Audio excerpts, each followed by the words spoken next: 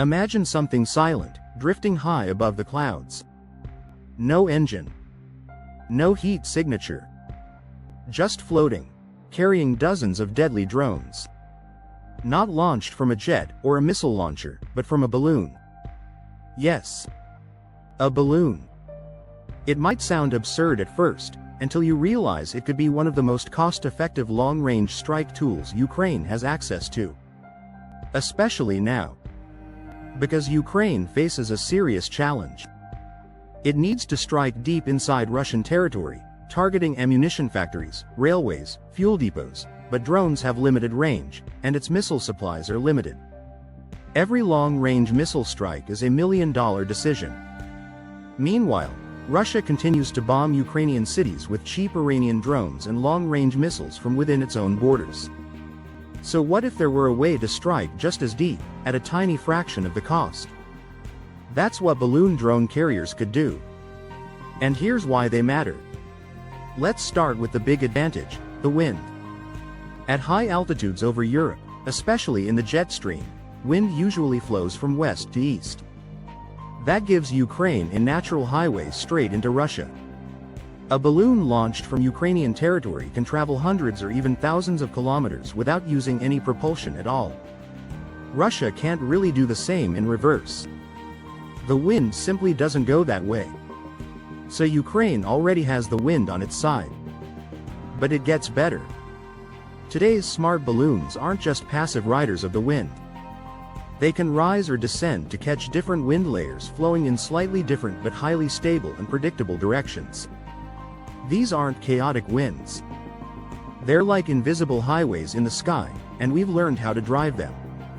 Each layer has slightly different wind directions, just enough to steer left or right. But not enough for Russia to send balloons the other way. With basic altitude control through gas release to go down and weight drop to go up, the balloon can steer left or right simply by choosing the right layer.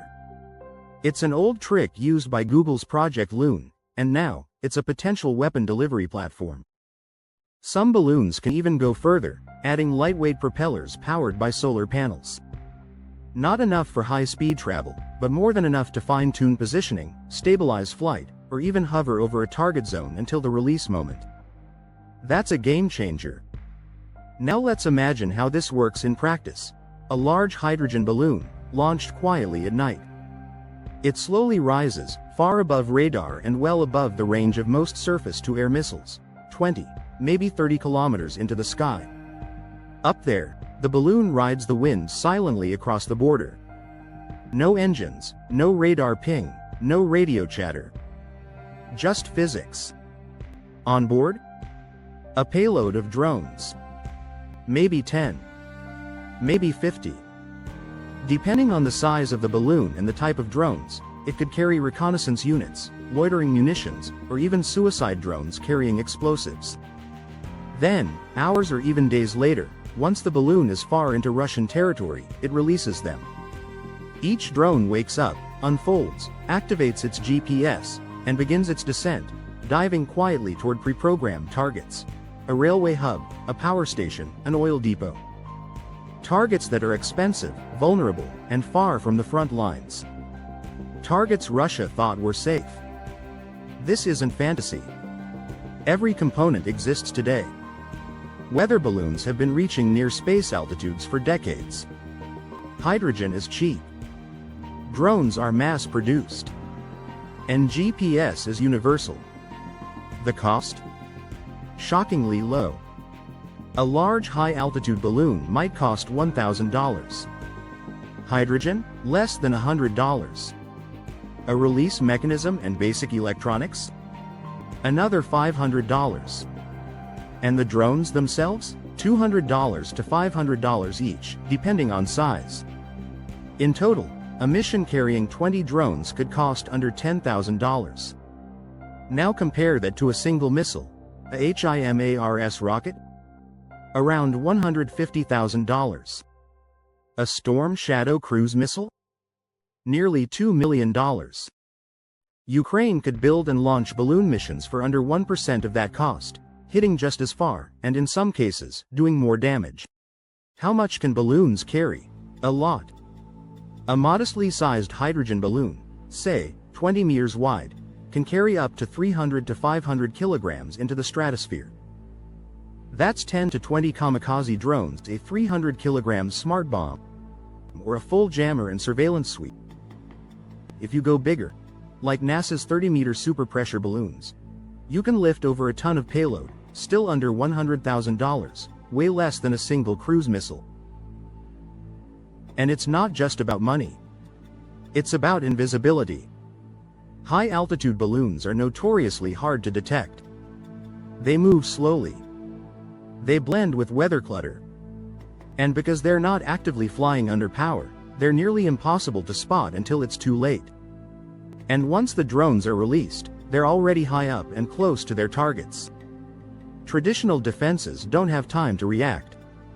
Could Russia shoot them down? Maybe, but not easily. You'd need advanced radar to spot them, specialized aircraft to reach those altitudes, and expensive missiles to engage them. Taking down a $10,000 balloon with a $500,000 missile isn't a sustainable strategy. Even better, balloons can be launched in clusters. Dozens at once. Some real, some decoys. Some carrying drones, others just empty. How do you defend against that? You don't. So, you overwhelm the system. Now think beyond the military. Think psychological.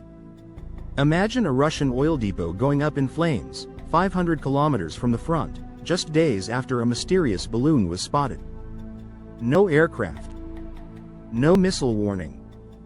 Just sudden, precise destruction. That's how you shake the confidence of a regime. That's how you sow fear behind enemy lines. And if you're wondering, why hasn't Ukraine done this already? It is not clear, and they might have started.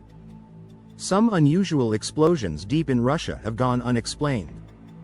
And interest in low-cost aerial delivery systems is growing. What's missing is scale. It's time for scale. Because balloon warfare flips the equation. You don't need advanced jets. You don't need billion-dollar budgets. You need creativity, some engineering, and the willingness to experiment. Even if a balloon fails, it's cheap. If it succeeds, it could destroy millions in enemy equipment. It's the kind of asymmetry that Ukraine needs now. And the best part? These systems can be decentralized. Small workshops could build and launch them. Volunteers could participate. No centralized command required. A country under siege could suddenly project power hundreds of kilometers into enemy territory, without ever launching a fighter jet. This is not a silver bullet. But it's a scalpel, a precision tool that exploits the enemy's blind spots and stretches their defenses thin. And maybe, just maybe, this simple technology, balloons and drones, could help level the playing field in a war where every advantage matters. Ukraine doesn't need to outspend Russia. It needs to outthink it. And sometimes, the best ideas are the ones that float. If you believe in freedom, support Ukraine. Like, subscribe, and share this video to help this idea reach those who can make it real.